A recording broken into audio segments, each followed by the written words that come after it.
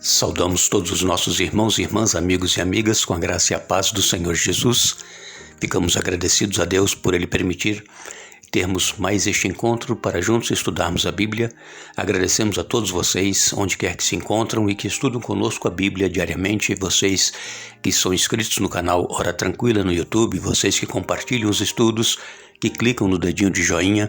Isso faz com que o canal suba no ranking do YouTube e apareça nas páginas de outras pessoas e que possam chegar ao conhecimento da verdade através do seu clique lá no dedinho de joinha. Nós queremos agradecer a Deus por este dia de vida e por estes momentos que teremos, e ainda agradecemos a vocês que nos escrevem dizendo de onde acompanham os estudos. Queremos mandar aqui um alô especial para José Roberto, da Agrovila 21, em Serra do Ramalho, na Bahia. Lauritânia Lessa da Silva Costa, de Maceió, em Alagoas. Maria Silva, de Guararema, em São Paulo. Pedro Roberto de Oliveira Neto é de Goiânia, Goiás. Otávio José é de Irenópolis, Mato Grosso. Marli Abreu Lima, de Novo Horizonte, em Goiás. E todos os demais que nos escrevem, nós agradecemos e sempre mandaremos um alô para vocês. Iremos orar. Eterno Deus e Pai que estás nos céus, muito obrigado por este dia de vida, por este momento que temos para estudar a Tua Palavra. Pedimos a unção do Teu Espírito Santo para que possamos entender e colocar em prática em nossa vida os Teus ensinamentos. Abençoa todos aqueles que estudam conosco a Bíblia diariamente, as suas famílias. Cada um tem problemas, lutas, dificuldades. Tu conheces, dê vitórias, Pai, que cada um permaneça firme e confiante nas Tuas promessas. E aqueles que nos pedem orações, que também recebam as bênçãos conforme a Tua vontade, em nome de Jesus. Amém. Vamos dar sequência ao estudo desta semana. É o estudo 11 que estamos fazendo da nossa série Descanso em Cristo. E ontem nós falamos aqui a respeito do exemplo que nos foi deixado na Palavra de Deus para que nós possamos ter esses exemplos, os bons exemplos para serem seguidos e os maus exemplos para serem evitados. Nós ontem comentamos aqui sobre a libertação lá do povo de Israel do Egito, quando eles passaram pelo Mar Vermelho, quando eles receberam alimento ali no deserto durante 40 anos, e também falamos da incredulidade deles, da dureza de coração, falamos a respeito da imoralidade que havia entre eles. Então, isso tudo foi escrito para o nosso exemplo. Quem citou isso foi Paulo, em 1 Coríntios, capítulo 10, nos versos de 1 a 11. Hoje nós queremos falar um pouquinho a respeito dos rituais e sacrifícios que havia lá no deserto quando Deus chamou o povo de Israel. E quando eles estavam no deserto, Deus pediu para que eles construíssem um santuário para que eles habitassem no meio, para que Deus habitasse no meio deles. E então foi erigido um santuário e Deus se fazia presente ali através de uma coluna de nuvem que estava ali sobre o santuário. E ali era manifestada a presença de Deus. Os israelitas, eles, quando cometiam pecados, e isso é comum, cometermos pecados, mas quando eles iam confessar os seus pecados lá no santuário, falar com Deus, eles tinham que levar um animal. E esse animal tinha que ser sem defeito, para que Deus aceitasse a oferta. E então, quando o ofertante, o pecador que ia confessar os pecados, chegava ali no tabernáculo com a ovelha que ia oferecer em sacrifício, o que aquele ofertante deveria fazer? Ele colocava a mão sobre a cabeça daquele animal e ele então confessava os pecados que ele tinha cometido e que ele queria que Deus perdoasse, e depois de confessar os pecados, o próprio ofertante tinha que matar o animal e então ele era oferecido em sacrifício. O sangue que saía do animal que foi morto, aquele sangue era colhido pelo sacerdote e então havia um ritual que deveria ser feito com aquele sangue. Deveria molhar os dedos, a ponta do dedo com o sangue, colocar na ponta dos chifres que havia no altar, e depois o sangue era aspergido também lá dentro do santuário, entre o lugar santo e o lugar santíssimo. Por que era feito isso? Porque porque o pecado ele só é removido através do sangue. E o sangue de animais, ele não tinha poder para remover os pecados, mas aquele sacrifício que era feito ali apontava para Jesus que haveria de vir e dar a vida pelo ser humano, pelo pecador. E então aquele ofertante que levava aquele animal, ele tinha fé nas promessas de que Jesus, o Redentor, haveria de vir e morrer em seu lugar. Então, cada pessoa no Antigo Testamento e também no Novo Testamento, nós somos salvos pela graça mediante a fé. Não existe mérito nenhum em nós que nos capacite para a salvação. Claro que nós temos que obedecer, fazer a vontade de Deus, mas não para a salvação, porque nós já fomos salvos em Jesus. Em Levítico, no capítulo 4, Levíticos capítulo 4, nos versos 32 a 35, nós lemos: Se alguém trouxer uma ovelha como oferta pelo pecado, deverá ser sem defeito. A pessoa colocará a mão sobre a cabeça do animal da oferta pelo pecado e o matará no mesmo lugar onde são mortos os animais para os holocaustos. O sacerdote molhará o dedo no sangue da oferta pelo pecado e o colocará nas pontas do altar do holocausto. O restante do sangue ele derramará na base do altar.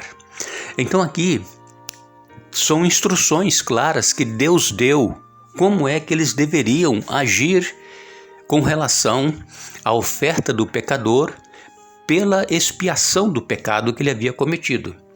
Nós não entendemos e não sabemos por que ele tinha que molhar o dedo no sangue e colocar nas pontas do chifre, mas com certeza o israelita sabia porque o que isso significava. E um detalhe que nós temos claro e dissemos agora há pouco é que através do sangue vem a remissão dos pecados. E este sangue derramado ali, ele apontava para Jesus que viria e que morreria em lugar do ser humano. E exatamente assim aconteceu. Jesus, ele veio, viveu uma vida sem pecado e ele então foi entregue e morto numa cruz, e ali Jesus derramou o seu sangue para nos perdoar os pecados. E todos aqueles animais que eram mortos lá no Antigo Testamento apontavam então para esse sacrifício que Jesus realizou.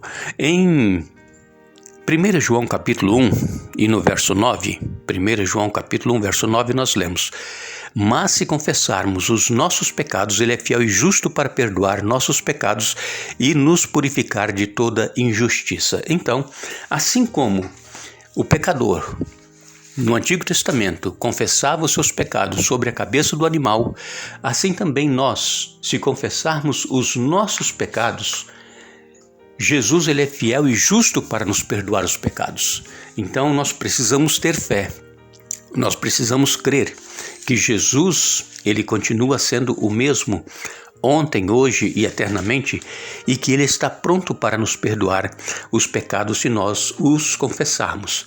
Em 1 Pedro capítulo 1, versos 18 a 21 diz assim: Pois vocês sabem que o resgate para salvá-los do estilo de vida vazio que herdaram de seus antepassados não foi pago com simples ouro ou prata que perdem seu valor, mas com o sangue precioso de Cristo, o Cordeiro de Deus, sem pecado, sem mancha. Ele foi escolhido antes da criação do mundo, mas agora, nestes últimos tempos, foi revelado por causa de vocês. Por meio de Cristo, vocês vieram a crer em Deus, depositaram sua fé e esperança em Deus, porque Ele ressuscitou Cristo dos mortos e lhe deu grande glória. Aqui o apóstolo Pedro também confirmando, então, que nós não fomos comprados por prata nem ouro, mas pelo precioso sangue do nosso Senhor Jesus, derramado por nós na cruz do Calvário. Então, todos aqueles rituais do Antigo Testamento, lá no santuário, no tabernáculo, apontavam para o sacrifício de Jesus. E Jesus cumpriu exatamente o que estava predito no Antigo Testamento e também nas profecias, que Jesus daria a sua vida pelo ser humano pecador. Agora, quando Jesus morreu na cruz do Calvário, essas leis, esses rituais de sacrifício, eles cessaram. Então, esta lei dos sacrifícios, ela foi cravada na cruz. E muitas pessoas confundem, dizem que a lei foi cravada na cruz. Então, quando se fala lei, logo se lembra dos 10 mandamentos. Mas não, os 10 mandamentos, eles continuam vigentes, eles não foram pregados na cruz. O que foi cravado na cruz foi a lei das cerimônias, dos rituais de oferecer cordeiros para que apontasse para Jesus que haveria de vir, que é o Cordeiro de Deus que tira o pecado do mundo. E então, quando Jesus cumpriu a profecia de que ele morreria pelo ser humano pecador, então esta lei de rituais e sacrifícios foi cravada na cruz. A partir daí não havia mais necessidade de oferecer animais, porque o verdadeiro Cordeiro de Deus que tira o pecado do mundo tinha morrido. É tanto que quando ele morreu, às 3 horas da tarde, o véu do templo se rasgou de alto a baixo, sem que ninguém rasgasse. Foi sem mãos, uma mão invisível rasgou o véu. E naquele momento, às 3 da tarde, era o horário que o sacerdote oferecia o sacrifício. E o cordeiro que estava ali para ser imolado fugiu. Não havia mais necessidade. E então, por que o véu se rasgou? Porque nenhuma pessoa poderia olhar do lugar santo no santuário para dentro do Santíssimo, porque lá estava a Arca da Aliança, lá estava a presença de Deus, a Shekinah. Somente uma vez por ano o sumo sacerdote entrava lá para fazer expiação pelos pecados. E então, isso acabou.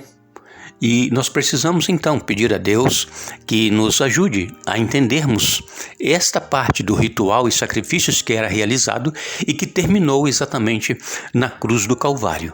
Que Deus nos abençoe, que Deus continue nos dando entendimento e também desejo de estudar e conhecer cada vez mais a palavra de Deus. E retornaremos amanhã, dando sequência a este estudo. E não nos esqueçamos, o convite de Jesus é para todos. Vinde a mim, todos os que estão cansados e sobrecarregados, e eu vos aliviarei, e encontrareis descanso para as vossas almas.